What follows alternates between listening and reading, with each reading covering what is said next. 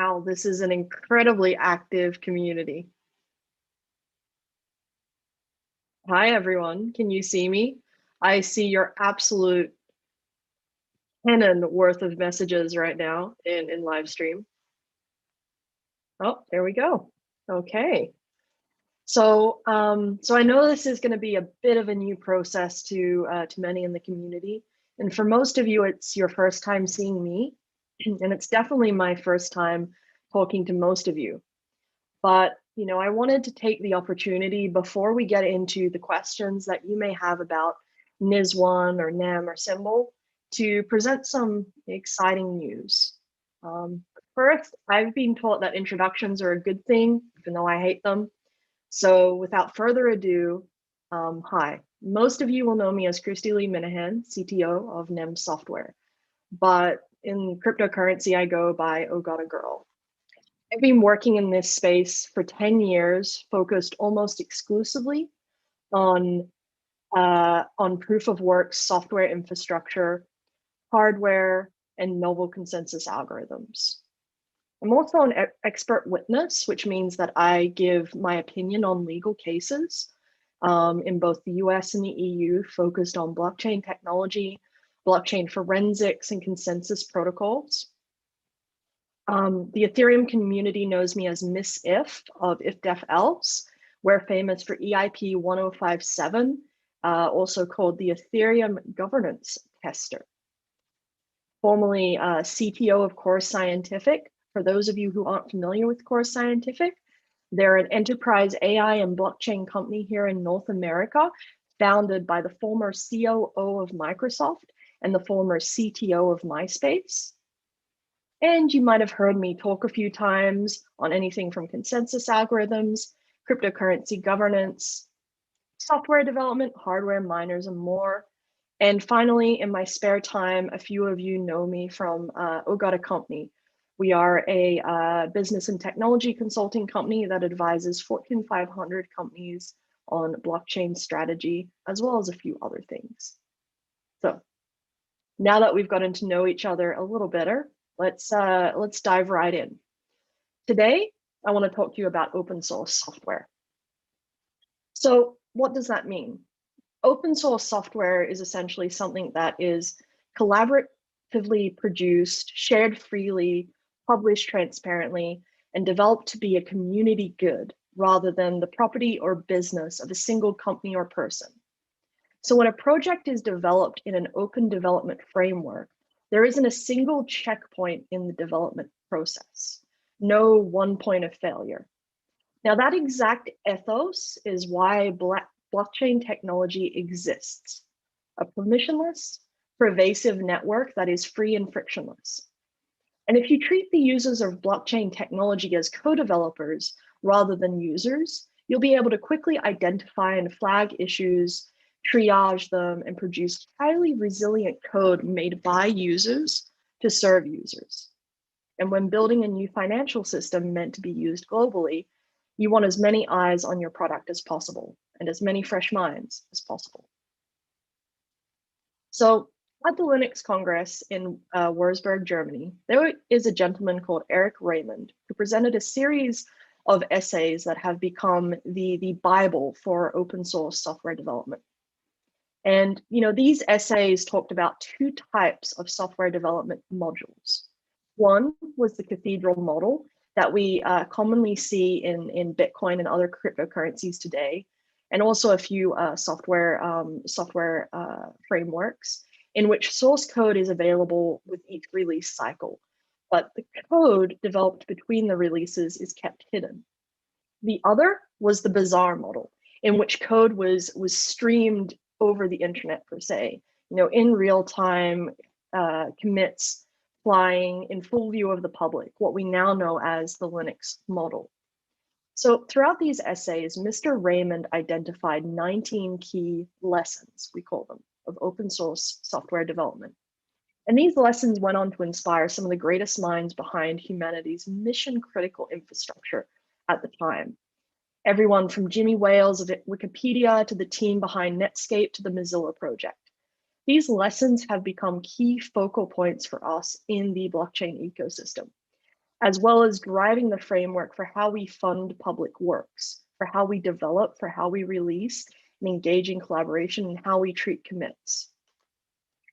And so while Symbol has been one of our key focus areas for the last few years, in Raymond's own words, it is our last duty to prepare NIS1 for the new wave of contribution and collaboration. And so I'm proud to announce that we will be leading the coordination of prepping NIS1 to be fully open sourced in its entirety. Now, of course, this doesn't just happen overnight. Turning software that has been semi-closed into an open source model doesn't mean you're flipping a switch. Documents have to be rewritten, code has to be refactored, security reviews in place. Most importantly, NIS1 is a critical piece of infrastructure for multiple businesses, exchanges, and users today. And so we owe it to them to ensure the process is done correctly and carefully. So moving forward, NIS1 is going to evolve from that semi-cathedral model that Mr. Raymond first identified to a bazaar model. And in taking that first step, NEM software will be ensuring all development work going forward, all contributions or project management will be public, community-driven, and collaborative. We'll also be hiring a dedicated product manager to help with this effort.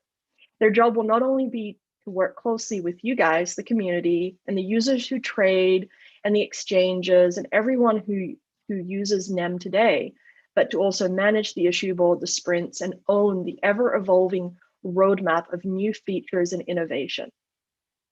In parallel, we'll be conducting a third-party audit of NIS1 in order to give us a starting point for this task at hand. And after that, we'll follow the optimization and refactoring. This critical work has to take place before NIS1 is open sourced. Now, core NIS1 products as well are going to get a full, fresh coat of paint, including the NIS1 wallet and the NIS1 block explorer.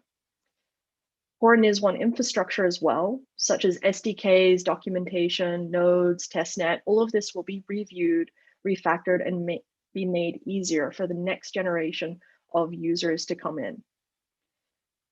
We'll also be contributing some suggestions on how to improve the improvement proposal framework for NEM and Symbol in the coming weeks. So do look out on the GitHub for those contributions from myself and the team. Mostly these are lessons that have been synthesized and learned from my time in Bitcoin and Ethereum, as well as our team's experience. And it's all things that help make the process of decentralized software development more smooth, more effective, and safe.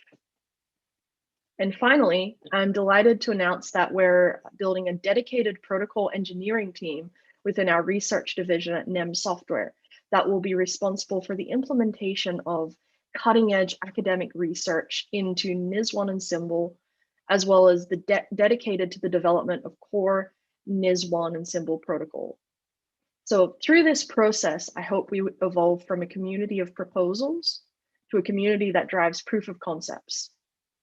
Let's ship software, not suggest. So finally, the NEM continuity and developer trust. This has been set up to provide the financial support to the NIS1 ecosystem. They'll be working with us quite closely on this journey. For those who aren't aware, I'd like to introduce our esteemed members, Jeff McDonald, Anton Bosenko, Mark Alul, and David Mansell. So the trustee's role is to ensure the funds are spent on a stated purpose, rather than be a centralized decision maker on what projects are funded.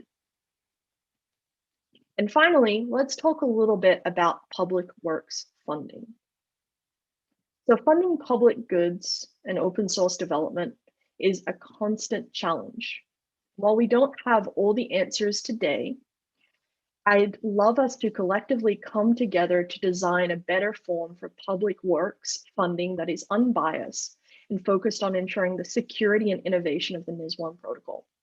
So during my time in Ethereum, I've picked up some tips and tricks essentially for efficient public works funding. And as part of that enhanced improvement proposal process, we'll be suggesting some concepts for a new grants framework to ensure that the next generation of developers can focus on what they do best, building fantastic, resilient, open source software. So in summary, NIS1 will be open sourced. I've heard you. We're going to make it happen. And then what questions do you have?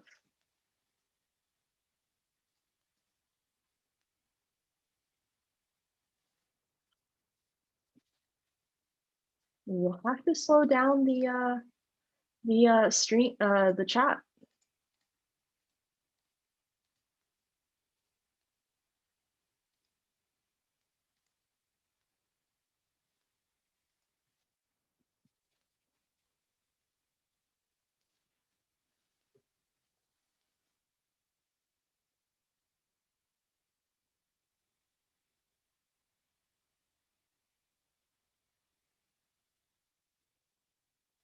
So Dorian asked a quite interesting question.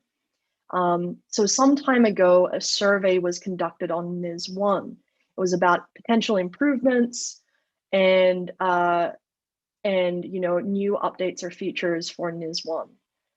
So Dorian, I mean, the biggest one was, of course, to open source NIS1. That is the steps that we're taking. Any of the other new features that the community is requesting, if we can start putting them into the new improvement proposals to ensure that we can take a good look at them, anything is possible, essentially, moving forward. So when the product manager, when we find the right product manager and they join us, their job will be to work with members of the community like yourself to kind of collect all the feedback on what it is you want to see, what you want implemented, and to make that happen.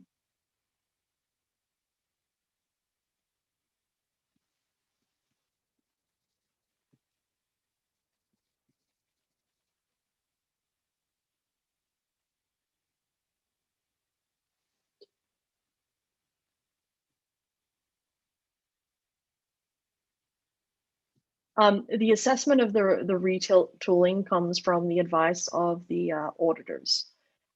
So we don't have any further announcements to make on that yet. The auditors still have to finish their work, but that will give us a kind of an assessment, a baseline assessment of the amount of time it's going to take and what we have to immediately fix before we can fully open source NIS1.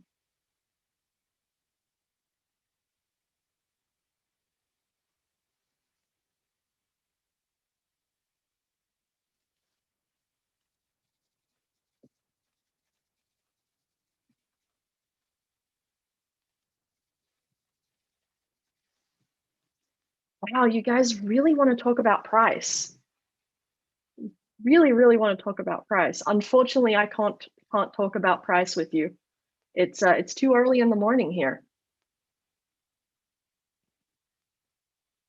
Yuki asked, will NEM have any future partnerships with companies?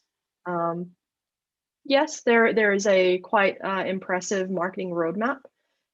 So do keep an eye on our official channels.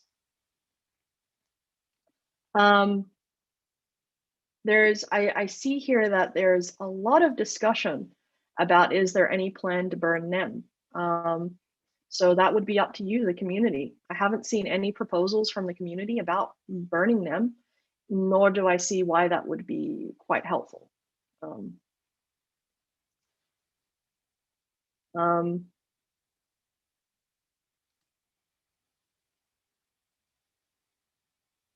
Folks are coming in asking about what is the big news. So again, big news is that we're open sourcing NIS1, and NIS1 will be getting a fresh coat of paint over some of the tooling and infrastructure. So a new wallet will be coming and a updated block explorer, as well as some other infrastructure. A few folks are asking about when we're hiring the new product manager. So we've been conducting this search for the new PM who will focus on NIS1. about a month ago. We're still interviewing candidates.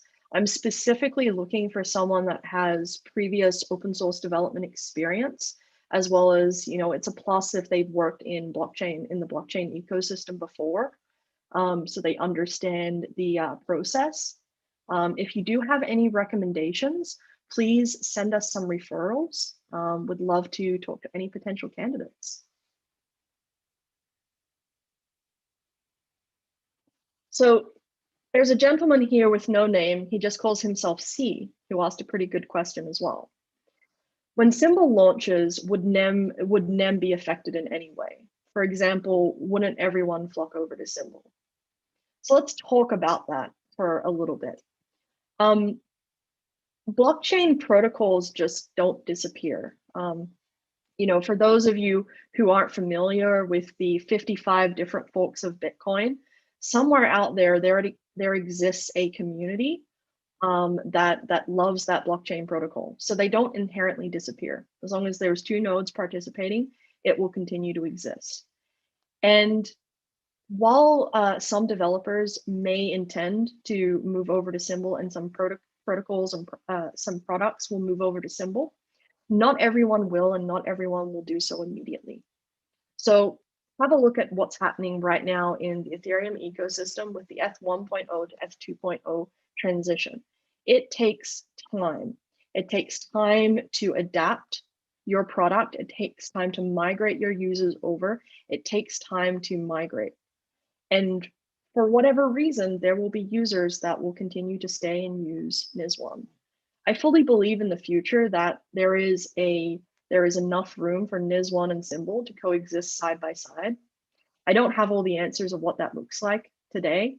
And that's okay. That's up for us, as the collective community to develop what that looks like.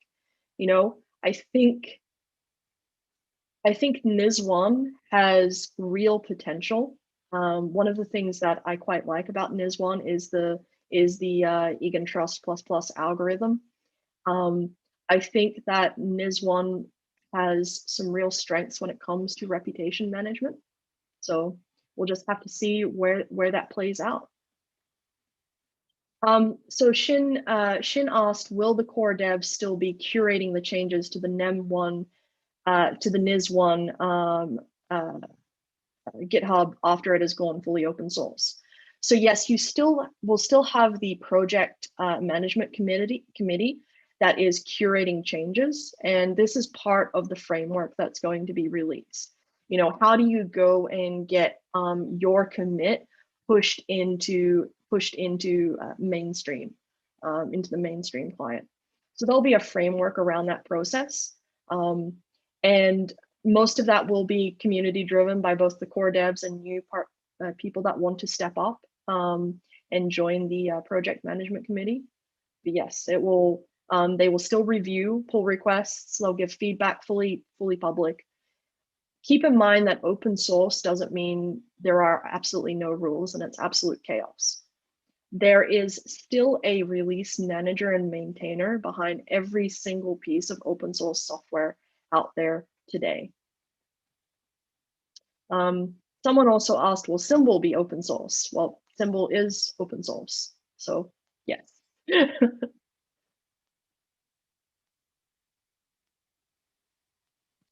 Someone also asked quite an interesting question. Will the delegated harvesting and supernode program change its requirements since there will be a refactoring that will be done? So I can't speak to the tokenomics. Any kind of tokenomics change would be community driven. I have no authority or say over any of that. There are no plans to change that. There may be a much more efficient node. So it may be that some of our requirements may drop. We don't know yet. We don't have those answers yet. But you will definitely get to see all of that in real time.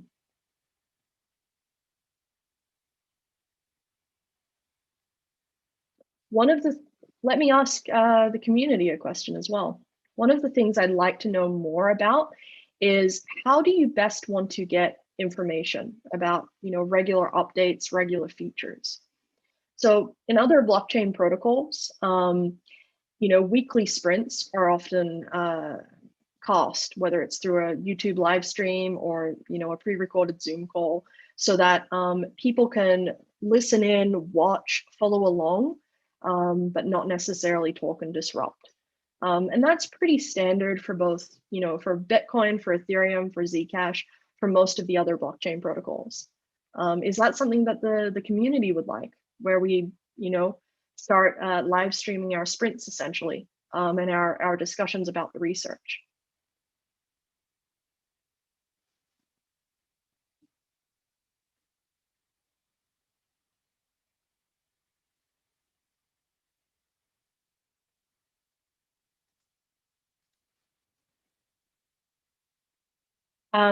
Miguel 41 asked if there's any plan to add other backed tokens into the NEM wallet.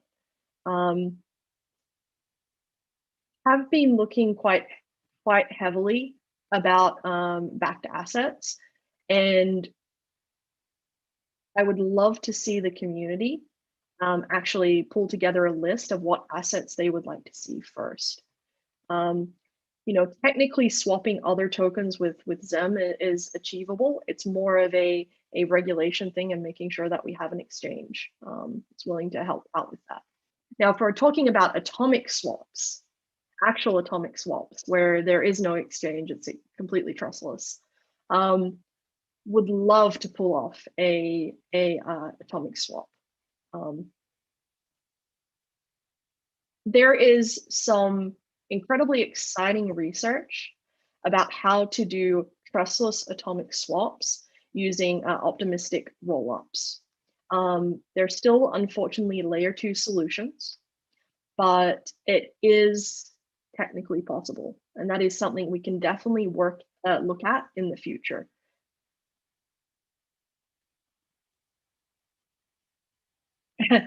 Someone's asking about my t-shirt. It's a panda. It is a panda in a space outfit. So he's ready to go to space. I don't own, unfortunately, any interesting t-shirts. Need to get some NEM t-shirts. Seal asks a good question. How is NEM going to contribute to? And I believe here, bear with me, because I am using the translate feature. How will NEM contribute to the public interest in the future? I assume that's the public goods funding. So there are many ways. I don't have the answer to that, but it's definitely a discussion to have. I do see a future where we might be able to come up with a quite innovative DAO-like structure for public goods funding, and it's something that I've been spending a lot of time thinking about. Rami asked, how do we think about the difference of NEM and Symbol after launch? So still continue to think of NIS1 like that V1 blockchain protocol right now. It's up to the community to decide how they use those two different blockchain protocols. Keep in mind that they're technically different, and not only that, the consensus algorithms are inherently different on both as well. And do keep in mind that consensus algorithms are like tools. They're effective if they're used correctly. So proof of importance is incredibly powerful when it comes to the applications of social media, of fair voting, of funding, of anything that needs reputation management. And eigenvalues are, I can nerd out about them for quite a while, which I won't do. But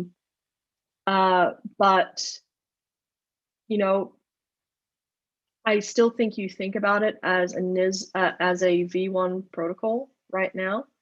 In the next 6 to 9 months, who knows how NIS1 will evolve.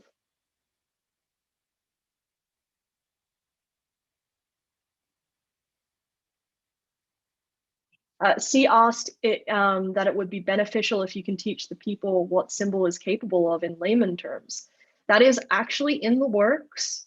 So I have been working on a nice, in-depth technical, pretty presentation, if I do say so myself, of Symbol and its capabilities. Would love to share that with you guys sometime and present it. And we can definitely would love to get feedback on it. But I agree, that is coming. It just takes a little bit of time. We've been very, very much focused on launch. And again, I see a lot of questions here about, is big news coming? So again, the big news is that NIS1 is going to be open sourced. This is something that the community has wanted for many years. When I joined NEM, I spent quite a lot of time diving into the community asks, and this was the most prominent one. Open source means more decentralized, means more participation, means more users, which means more demand for the token. Remember, if we go back to those 19 rules that I talked about, one of them is that open source development inherently creates incredibly secure, incredibly resilient code, and incredibly efficient code. And it's how we promote a new wave of innovation to come in.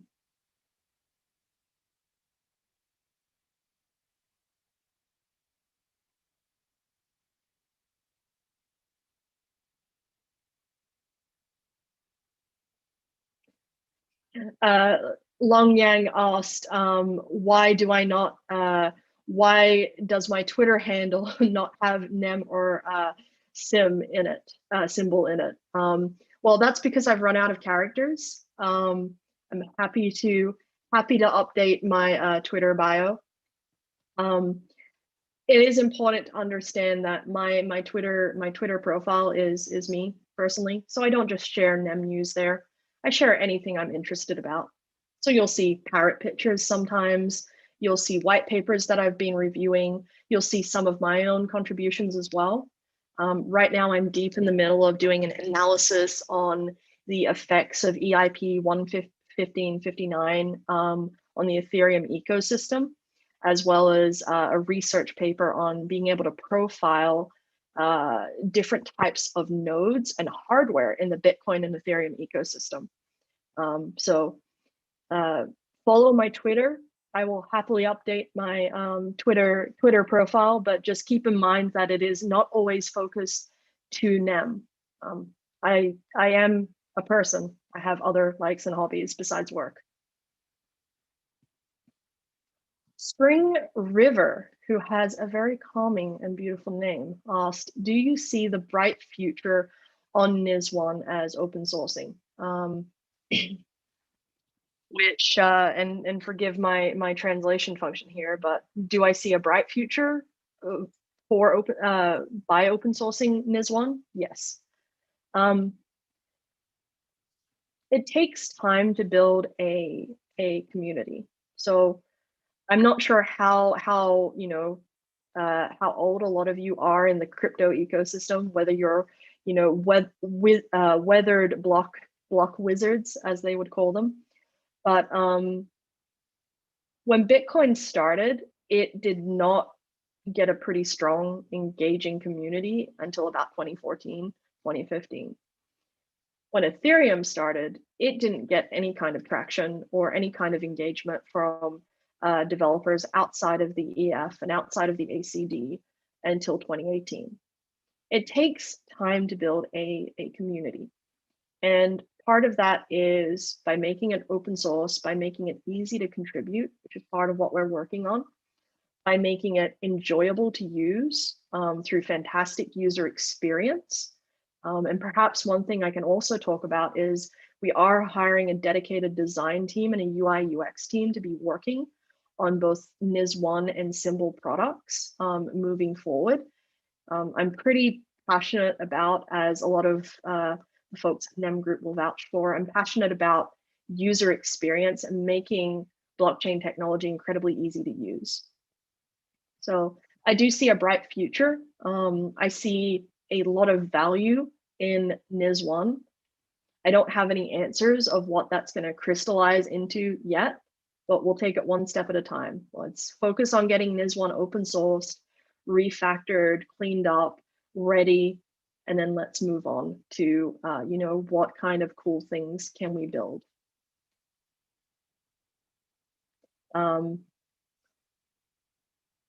MacToe asked, how do you think NIS1 and Symbol will be used? And I see a lot of folks asking here about, am I thinking of adding NIS1 functionality into Symbol?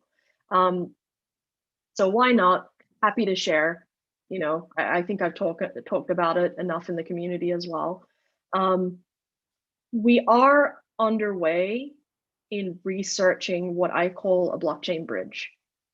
So right now, we have atomic swaps as a way to trade an asset from chain to chain, but it only works if that base chain shares a hashing algorithm. So it works really well from, say, Bitcoin to Bitcoin SV or Bitcoin to Bitcoin Cash.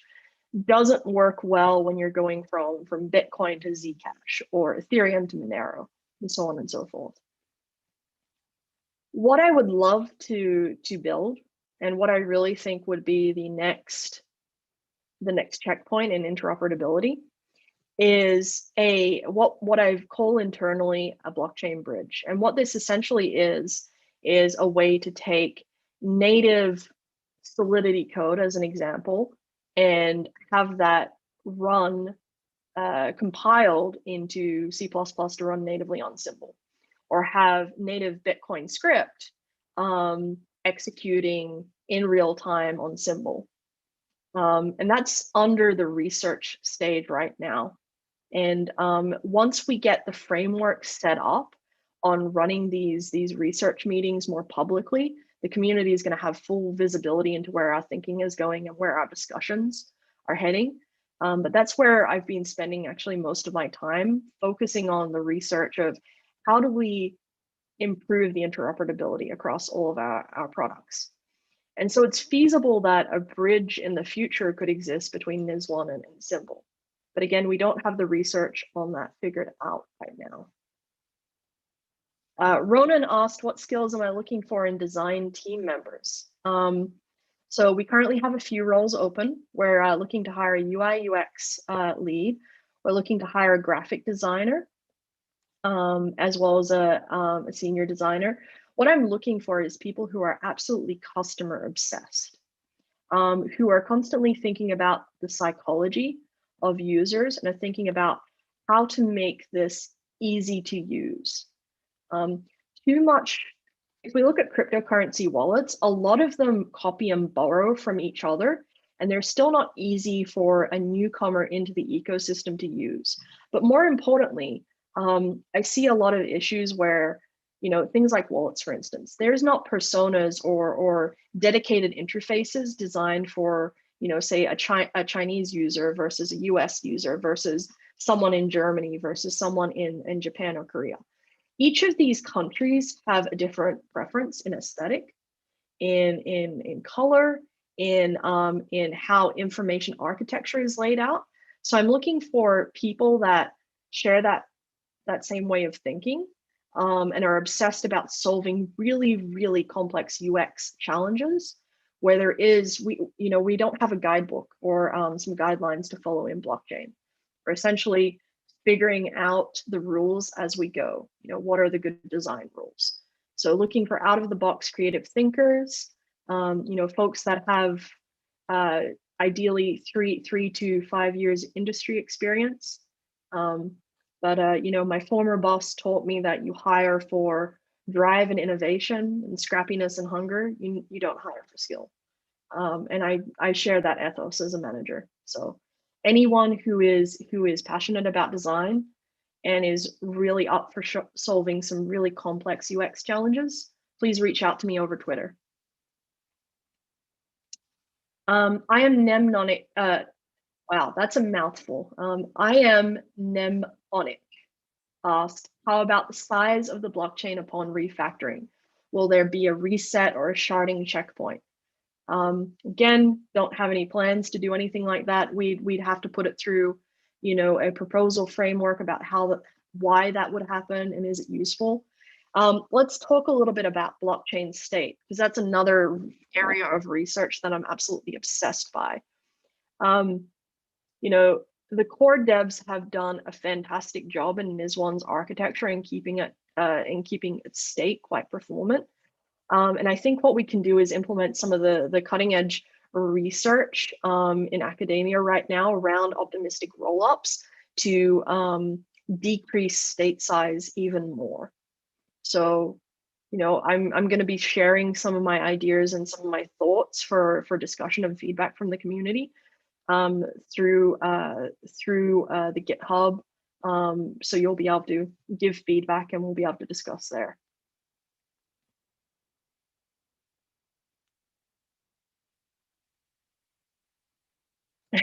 And I see a lot of folks stating that the NEM wallet desktop design needs a bit of a refresh. Yes, I agree. Again, I need to find someone that has that kind of expertise. Sadly, I am not a UX UI designer. I might be good with design, but you know, there's more to UX and UI than making something look pretty. It's about thinking through how people are going to interact with different elements, how they're going to navigate and have the shortest number of clicks or taps, you know, before to get to their information. So it's going to take some time to find that right person.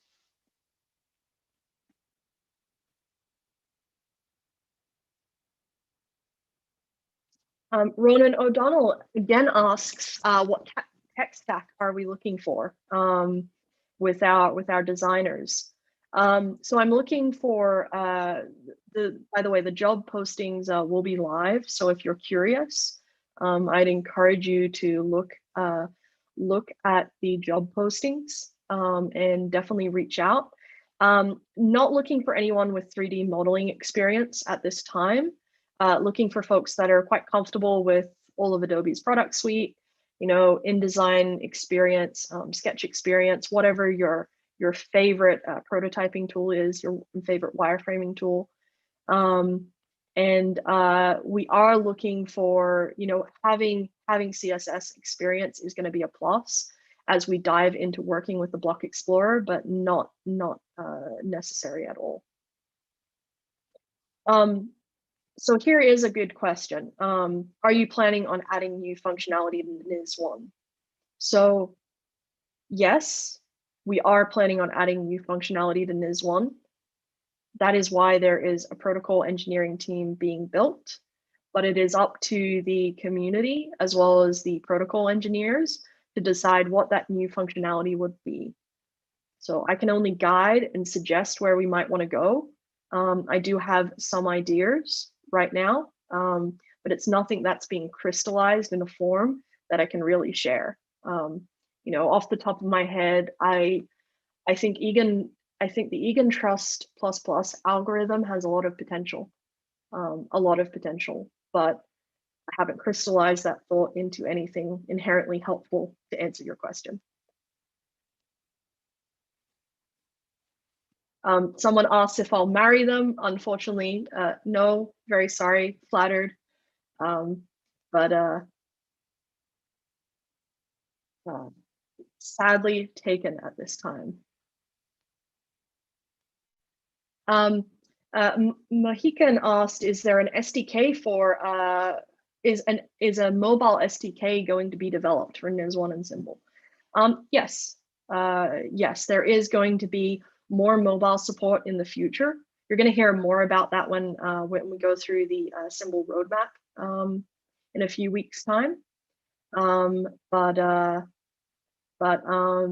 that is definitely, basically, I want to ensure that the underlying infrastructure is there so that developers can just focus on building new features and the community can focus on building new products. Would love to hear more ideas. Sorry, I'd love to hear more, however, about what you mean by mobile SDK per se. Yankee asked, what is the biggest difference between NEM and other cryptocurrencies? There's 7,829 cryptocurrencies last I checked, and each of them are unique in their own special way. You know, it's not just the community, it's also the different consensus algorithms, it's the different tokenomics, they're all unique. You can't really compare cryptocurrencies to each other. Think of them more as unique, incredibly unique biomes that exist in harmony, but they should be judged separately and independently. Someone asks if the structure of the NIS1 SDK will change now. No, it won't. Not at this time. No plans to change that.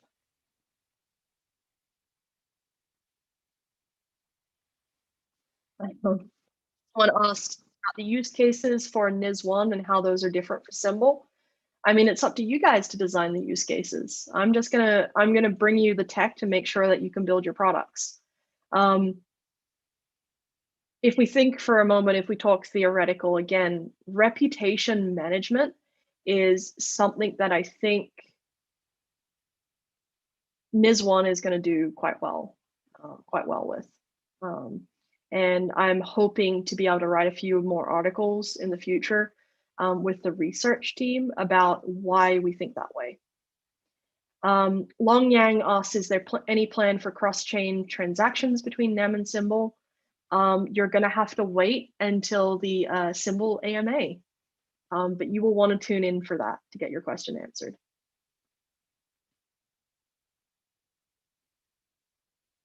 There's a question here asking, are we planning to have a .NET SDK? I mean, I guess if the community really wants it, why on earth are you working with .NET? But I guess we'll see. We will see. Again, any kind of contributions or feature requests, we need to start putting this into GitHub through the proper frameworks instead of just reaching or asking individuals. If there's enough community need or want for it, we can definitely look into adding that.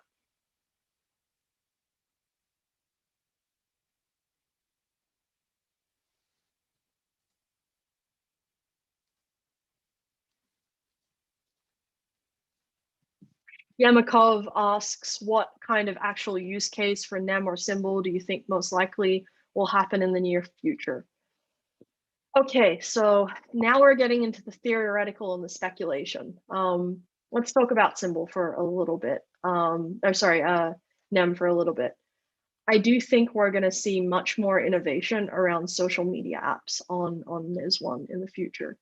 I'll touch on Symbol as well. I think one of the things I fell in love with around Symbol is their plugin and extension system.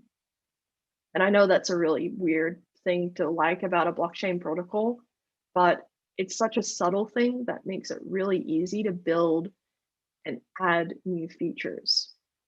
And the other thing is the network-wide restrictions around mosaics. That's going to be incredibly powerful for how businesses are going to use Symbol and how they're going to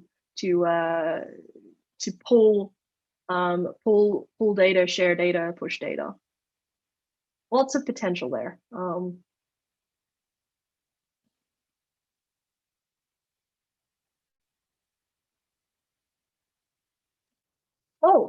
This is a great question. What is the advantage of having NIS1 open source and using NIS1 open source? You know, the advantage is going to depend not on the protocol itself, it's going to depend on the applications and the products you're engaging with. NIS1 being open source, you won't see the benefits immediately, but you are going to see very slowly a lot more contribution happening. And if there's more developer activity, there's more users. And if there's more users, there's going to be more developers. It's a self-feeding loop.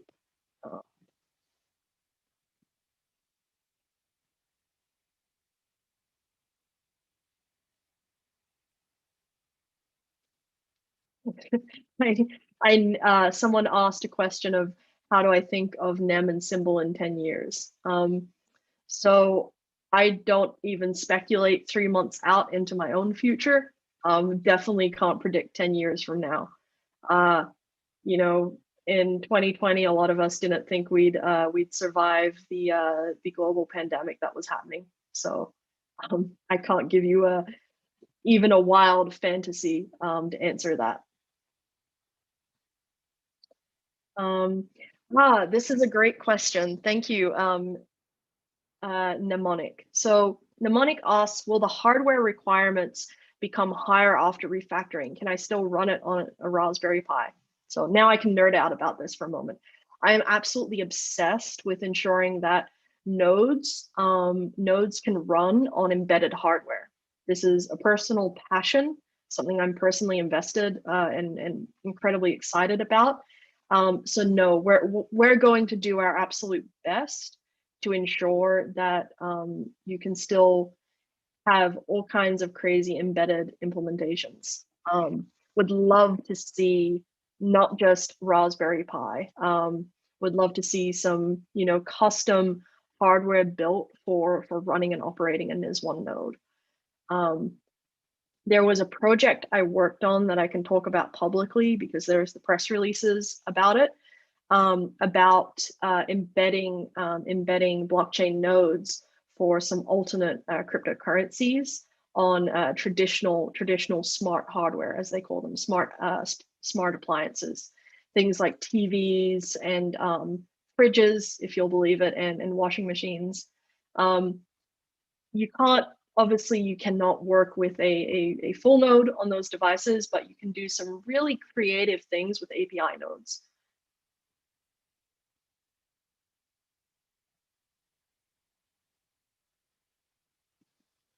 Question here about when will we be able to use the NEM SDK? I mean, there already is a fully functioning good NEM SDK that you can use today. And another question here about, is there any other good news other than open source? Well, man, I thought that was enough good news for today.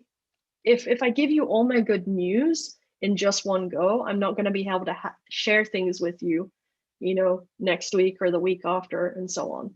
I can't give away all my secrets immediately.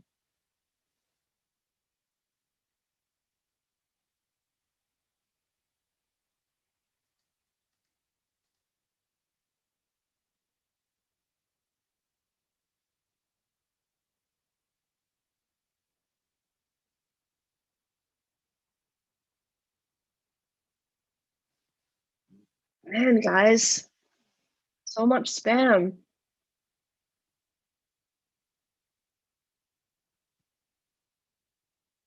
Someone asked what I mean by public goods funding. Public goods funding is a terminology that comes from Bitcoin about funding something that is for the public good. So we consider open source software, a public good.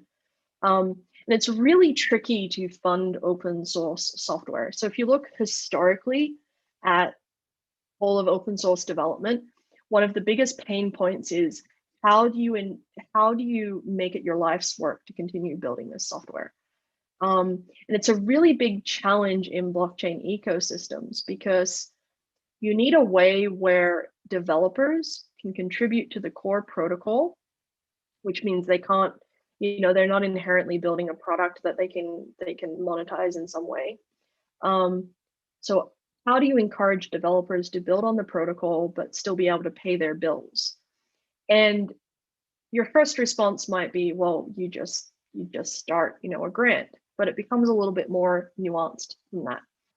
How do you ensure that you can correctly vote? Sorry, how do you ensure that that proposals that are beneficial and helpful to everyone are funded? How do you ensure that you don't have a very weighted or biased voting system? How do you prevent, someone from getting a bunch of friends together to push through a proposal and then just to get the money and never deliver anything. It's a big problem. It's something that, you know, Ethereum has tried to figure out, Bitcoin has tried to figure out. There's some really cool products. One is Gitcoin that launched to try and solve this problem. So there's a few strategies that we can try. I have to answer this question. Someone asks if I know Gangnam Style. So while I know the song, I have an even better trivia point for you. I spent 2 months in Korea when I was doing some hardware development over there, and I went to the Gangnam Street. Had a blast in Korea, by the way.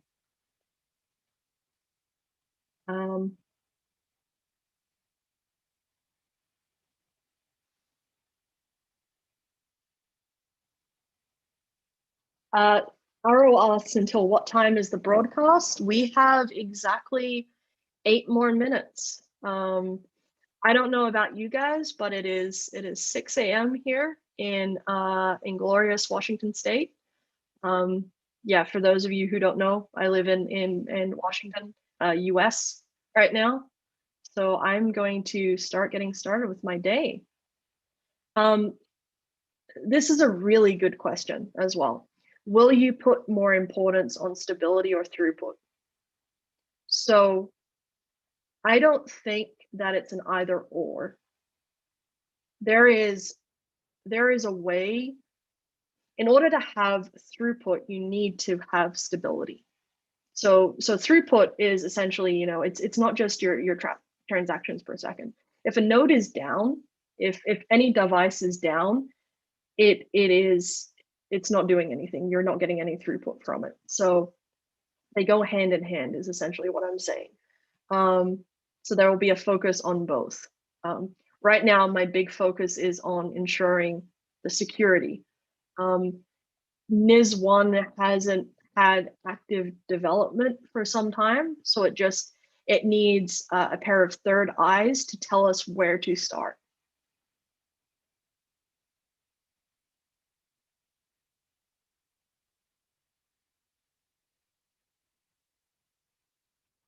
So Kodo asked, what do I expect from viewers for these events?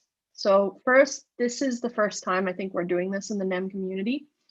What I expect from viewers is what you did exactly today. You asked questions, you engaged, I was able to answer you in real time. Give me feedback, you know, send me Twitter messages, send me Twitter DMs, tell me what you would have liked to see or preferred to see. You know, would it be interesting for you if we talked about some really deep technical concepts? We talked about, you know, some things like, you know, different approaches to node weighting, for example. Just tell me what you would like to see. Tell me if this was helpful. If it is, we can do more of these in the future. And, you know, yeah, it's just feedback, guys. Just give me feedback. I'd really like you guys to ask some really good questions. You have been. Keep spam down so that people's questions don't get lost in the chat.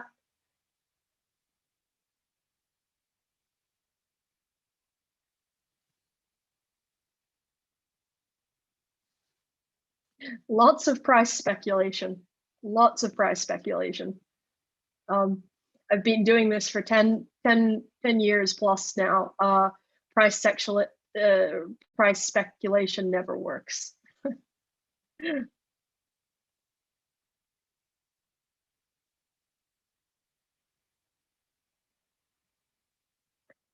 Simon again asks, many people are unaware of NIS1 and Symbol and what they can both do. Are there plans to promote the technology and the new features?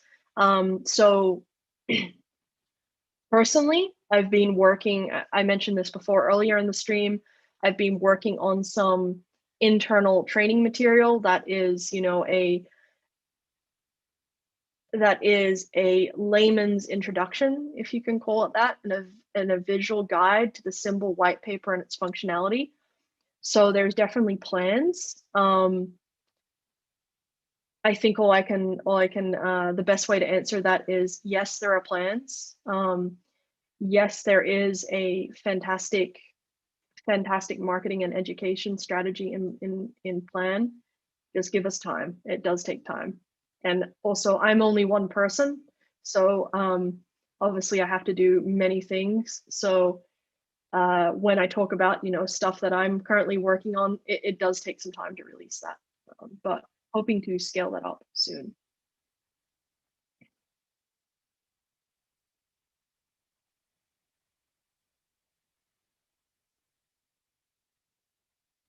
Unorthodox Path says, how would I go about talking about NEM and symbol to my friends, to my employer? What are some of the use cases for the newbie? I mean, the biggest use case is tokenization, right? That's all the rage right now. Just think about any kind of physical asset that you can then make a digital representation of, trade that, hold that, have that exist. That's big. That potential is big. People keep asking about cross-chain swaps between NIS1 and Symbol. There's numerous questions I see here in the chat. We are researching. The research is underway. Researching.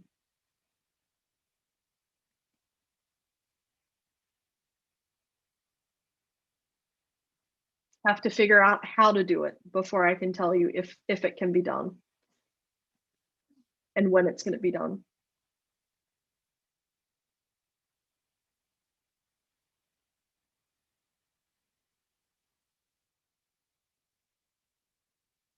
All right, guys, get your last questions in. 2 minutes.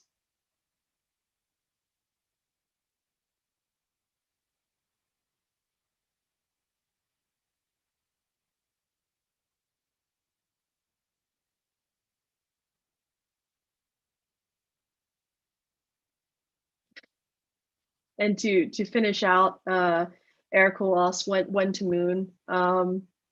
I mean, obviously we need to build a NEM rocket ship to moon, right? Put the research team on that. All right, guys, thank you so much for your time. Thank you for everyone who contributed some fantastic questions. Thank you for this. Give your feedback about how you thought this was, if it was helpful, if it was useful. Do keep an eye out on Twitter as well as on the GitHub repos for some of these new updates that are coming. I'll also make sure that it's put on the NEM forum. Yeah, I'm looking forward to working with all of you in the future. Really excited. All right, guys, have a good one. Bye.